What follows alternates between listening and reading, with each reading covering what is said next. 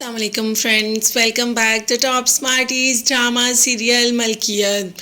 जिमल जो कि फाहद से इतनी मोहब्बत करती है, अब वो किसी की मोहब्बत का एक्सपीरियंस भी तो जानना चाहती है कि आखिर मोहब्बत क्या होती है।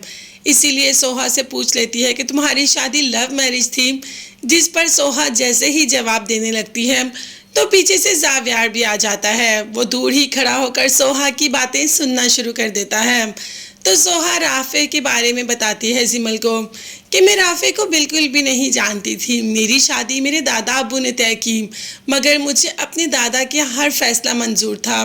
मैं जानती थी कि वो कभी भी मेरे साथ कुछ भी बुरा नहीं कर सकते, मगर जैसे ही मैंने राफे को अपनी ज़िंदगी में शामिल किया या राफे ने मुझे अपनी ज़िंदगी में शामिल किया, हमें एक दूसरे से मोहब्बत हो गई और पता ही नहीं चला कि वो मोहब्बत कब इतनी गहरी हो गई।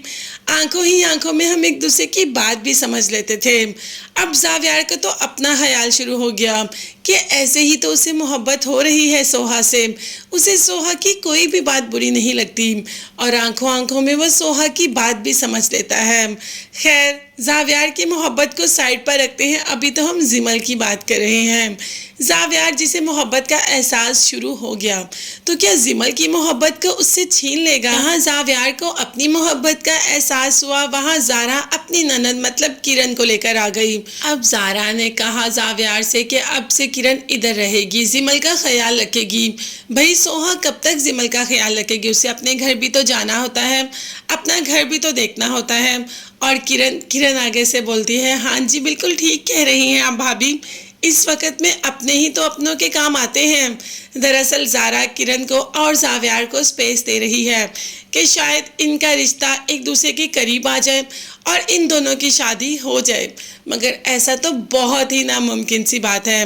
जावियार किरण से शादी तो कभी भी नहीं करेगा, क्योंकि जावियार के दिल में सोहा ऑलरेडी अपनी जगह बना चुकी है। सोहा को तो कोई एतराज़ नहीं, जब सोहा को कहेंगे तो वो आ भी जाएगी। अभी तो किरण आने के लिए रेडी हो गई, तो क्या जिमल किरण के साथ खुद को कंफर्टेबल फील करेगी? और वहाँ पर सोहा की सास ने भी ये कहना शुरू कर दिया कि मैं चाहती हूँ कि तुम्हारा घर बस जाए, तुम अपने घर की हो जाओ ताकि मुझे भी सुकून आ जाए। मगर सोहा ने कहा कि मैं आपको छोड़कर कहीं नहीं जाऊंगी। भाई उसकी अपनी बेटी तो खुद को छोड़कर यानी कि अपनी माँ को छोड़कर चली गई और सोहा यहीं पर रहेगी। जी हाँ, तो सोहा यहीं पर जावियार के साथ ही तो रहेगी। अभी हम बात करते हैं जावियार की, जिसको कि शदीद भूख लगी थी और इसी भूख के आलम में वो आधी रात को किचन में भी आ जाता है, क्योंकि आज ऑफिस से लेट भी हो जाती है मीटिंग में। आते ही खाने को कुछ देखता है तो उसे खाने को कुछ नजर भी नहीं आता। हाँ, मगर सोहा जरूर किचन में नजर आ जाती है। सोहा जावियार को देखती है और पूछ ही लेती है कि क्या आपको भूख लगी? मगर जावियार किसी बात का जवाब नहीं देता और वहां से चला जाता है। मगर सोहा जो कि दिलों के हाल बहुत अच्छे तरीके से जानती है और जावियार के दिल का हाल तो कुछ ज्यादा ही अच्छी तरीके से जानती है, इसीलिए खाना लेकर आ जाती है। तो जावियार खाने से इनकार कर देता है कि ये मेरे असूलों के खिलाफ है इस टाइम खाना। अब तो सोहा जावियार को अच्छी खासी बातें सुना देती है कि आपके सामने रिज़्क पड़ा है और आप उसको इनकार कर रहे हैं सिर्फ अपने सो कॉल्ड असूलों को लेकर। असूल क्या होते हैं? अपने असूलों का गलत मतलब लेकर अपने इर्द गिर्द असूलों की दीवार खड़ी कर ली, जबकि आपके सामने रिज़्क पड़ा है तो आपको उसकी बेहुरमती नहीं करनी चाहिए। खैर, सोहा तो अपनी बातें सुनाकर वहां से चली जाती है और जावियार जो कि इस वक्त शदीद भूख में होता है, तो खैर अपने असूलों को साइड पर रखकर जावियार तो खाना खा लेता है। मतलब जावियार ने आहिस्ता आहिस्ता अपने असूलों को तोड़ना शुरू कर ही दिया।